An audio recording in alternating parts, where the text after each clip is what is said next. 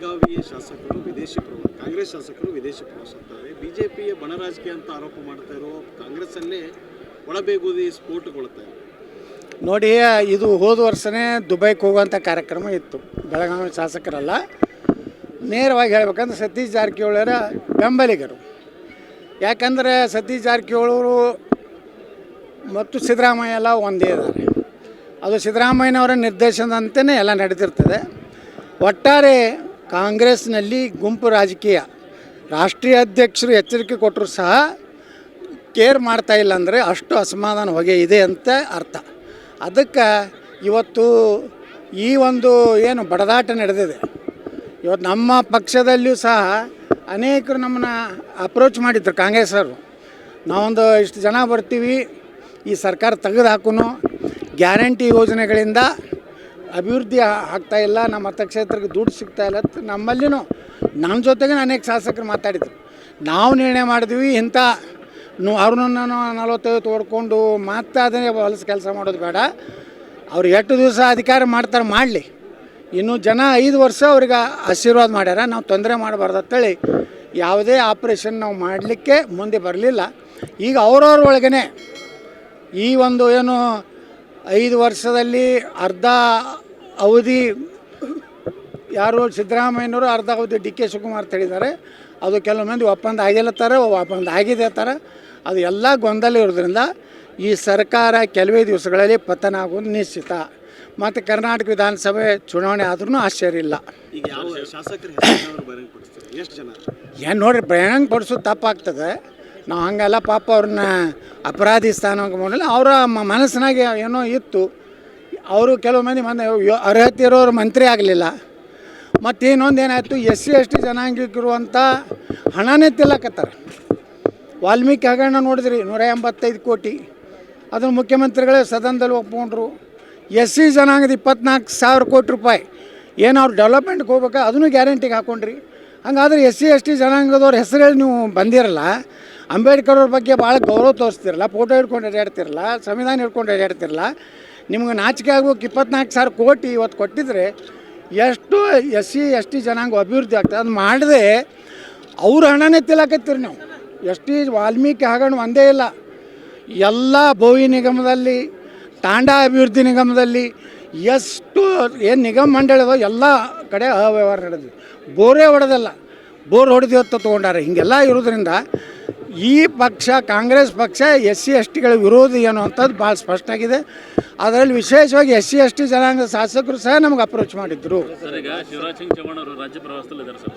ಅವರು ಚುನಾವಣಾ ಉಸ್ತುವಾರಿ ಪಕ್ಷದ, ಹಾಗಾಗಿ ಅವರು ಚುನಾವಣೆ ಮಾಡ್ತೀನಿ ಅಂತಾರೆ ಸರ್ ಅಧ್ಯಕ್ಷ ಸ್ಥಾನಕ್ಕೆ. ನೋಡಿ, ಪ್ರಜಾತಂತ್ರದಲ್ಲಿ ಒಳ್ಳೆಯ ಒಬ್ಬ ಅಧ್ಯಕ್ಷ ಆಗಬೇಕಾದ್ರೆ ಚುನಾವಣೆ ಅನಿವಾರ್ಯ. ಆದರೆ ಶಿವರಾಜ್ ಸಿಂಗ್ ಚೌಹಾಣ್ ಅವರು ಏನು ಹೇಳಿದ್ದಾರೆ ಆ ರೀತಿ ಚುನಾವಣೆ ಆದ್ರೂ ಅಡ್ಡಿ ಇಲ್ಲ.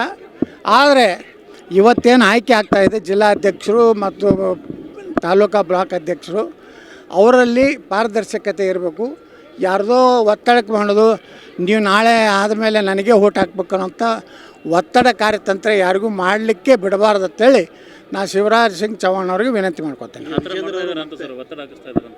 ಒತ್ತಡ ಹಾಕ್ತಾ ಇದ್ದಾರೆ, ಅದೇ ಒತ್ತಡ ಹಾಕ್ತಾ ಇದ್ದಾರೆ.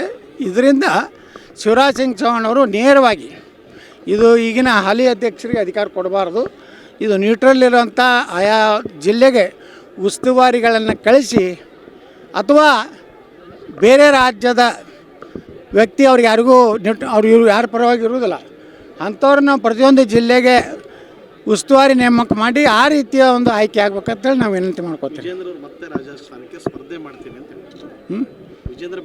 ಮಾಡಲಿ, ಪ್ರಜಾತಂತ್ರದ ಅವರಿಗೂ ಮಾಡಲಿಕ್ಕೆ ಹಾಕಿದೆ. ಸಾಮಾನ್ಯ ಕಾರ್ಯಕರ್ತರು ರಾಜ್ಯಾಧ್ಯಕ್ಷ ಸ್ಥಾನಕ್ಕೆ ನಿಲ್ಲಕ್ಕೆ ಹಾಕಿದೆ. ಅದು ಬರಲಿ, ಚುನಾವಣೆ ಬಂದಾಗ ನಾವು ಏನೋ ಒಂದು ಪ್ರಕಟ ಮಾಡೋರದೀವಿ ಮಾಡ್ತೀವಿ. ನೋಡೋಣ, ನಾವು ಎಲ್ಲ ಸಿದ್ಧತೆಗಳನ್ನು ಮಾಡ್ಕೊಂಡಿದ್ದೀವಿ. ಚುನಾವಣೆನೇ ಆದರೆ ಯಾಕೆ ಹಿಂಸರಿಬೇಕು ಅಂತೇಳಿ ನಮ್ಮ ಗುಂಪಿನಲ್ಲಿ ನಿರ್ಣಯ ಮಾಡಿದ್ದೀವಿ. ಒಂದು ವೇಳೆ ಆಗಬೇಕು ಅಂತ ಚುನಾವಣೆನೇ ಆಗ್ತದಂದರೆ ನಾವು ನಿಷ್ಠಾವಂತ BJP ಕಾರ್ಯಕರ್ತರ ರಕ್ಷಣೆಗಾಗಿ ಭಾರತೀಯ ಜನತಾ ಪಾರ್ಟಿ ಮೂಲ ಸಿದ್ಧಾಂತಗಳು, ಭಾರತೀಯ ಜನತಾ ಪಾರ್ಟಿಯ ಹಿಂದೂಗಳ ರಕ್ಷಣೆ ಮಾಡಲಿಕ್ಕೆ ಮತ್ತು ವಕಫ್ ವಿರುದ್ಧ ಏನು ನಮ್ಮದು ಒಂದು ಹೋರಾಟ ಇದೆ, ಅದಕ್ಕೆ ಬಲ ಕೊಡಲಿಕ್ಕೆ ಬಿ ಜೆ ಪಿಯಲ್ಲಿ ಕಲುಷಿತವಾದಂಥ ವ್ಯಕ್ತಿಗಳಿಂದ ಬಿ ಜೆ ಪಿಯನ್ನು ಮುಕ್ತ ಮಾಡಲಿಕ್ಕೆ ನಾವು ಈ ಚುನಾವಣೆಯಲ್ಲಿ ನಮ್ಮ ಪರವಾಗಿ ಒಬ್ಬರು ಅಭ್ಯರ್ಥಿಗಳ ಮಾಡೋ ಬಗ್ಗೆ ಗಂಭೀರವಾಗಿ ಚಿಂತನೆಯನ್ನು ಮಾಡ್ತಾಯಿದ್ದೀವಿ. ನೀವು ನಿಲ್ತೀರಿ ಅಂತೇಳಿ ನೀವು ನಿಲ್ತಾರೆ ಅಂತ ಅದು ಯಾರು ನಿಲ್ತಾರೋ ಗೊತ್ತಿಲ್ಲ, ಯಾರು ಎಲ್ಲರೂ ಕೂಡ ನಾವು ನಿರ್ಣಯ ಮಾಡ್ತೀವಿ, ಅವರ ಸ್ಪರ್ಧೆ ಮಾಡ್ಬೋದು. ಹೈಕಮಾಂಡ್ ಅವರಿಗೆ ಜಾಸ್ತಿ ಮನೆ ಹಾಕ್ತಾ ಇದೆ. ಯಾರಿಗೆ ಅವ್ರೇನು ಹೈಕಮಾಂಡ್ದವ್ರು ಯಾರಿಗೂ ಮನೆ ಹಾಕಿಲ್ಲ. ಪಾಪ ಹೈಕಮಾಂಡ್ದವರು ನ್ಯೂಟ್ರಲ್ ಆಗಿದ್ದಾರೆ, ಅದಕ್ಕೆ ಶಿವರಾಜ್ ಸಿಂಗ್ ಚೌಹಾಣ್ರನ್ನ ಕಳಿಸಿದ್ದಾರೆ. ಇಲ್ಲಿಕಂದ್ರೆ ಅರುಣ್ ಸಿಂಗ್ನ ಕಳಿಸ್ತಿದ್ರು. ಸರ್ ರಮೇಶ್ ಜಿ, ರಾಜ್ಯ ರಾಜಕಾರಣದಲ್ಲಿ ಕಾಂಗ್ರೆಸ್ ಮತ್ತು ಬಿಜೆಪಿ ಜಾರಕಿಹೊಳಿ ಫ್ಯಾಮಿಲಿ ಸುತ್ತಲೇ ಸುತ್ತದೆ. ನೋಡ್ರಿ, ಜಾರಕಿಹೊಳಿ ಒಂದು ಶಕ್ತಿಯಾಗಿ ಬೆಳೆದಾರೆ, ಏನು ಮಾಡೋರು? ಅವ್ರ ಶಕ್ತಿ ಐತ್ರಪ್ಪ. ಈಗ ಶಕ್ತಿ ಇದ್ದವ್ರನ್ನೇ ರಾಜಕಾರಣದಾಗ ಇದು ಮಾಡ್ತಾರೆ. ಆ ಕಡೆ ಸತೀಶ್ ಜಾರಕಿಹೊಳಿ ಶಕ್ತಿಯಾಗಿ ಬೆಳೆದಾರೆ, ಈ ಕಡೆ ರಮೇಶ್ ಜಾರಕಿಹೊಳಿನೂ ಶಕ್ತಿಯಾಗಿ ಬೆಳೆದಾರೆ. ಯಾಕೆ 17 ಮಂದಿ ತೊಗೊಂಡು ಬರೋದನ್ನು ಸಾಮಾನ್ಯ ಏನ್ರಿ? ನನಗೆ ಒಬ್ಬರು ಕಾಂಗ್ರೆಸ್ನ ಒಬ್ಬ ಈಗ ಮಂತ್ರಿ ಅದಾರ, ಅವ್ರು ಹೇಳ್ತಿದ್ರು 17 ಮಂದಿ ಹೆಂಗೆ ಬರ್ತಾರೆ, ಹುಚ್ಚು ಹಿಡಿದೈತೆ ಗೌಡ್ರು ಆಗ್ತಿದ್ರು. ನನಗೆ 17 ಮಂದಿ ತಂದರು.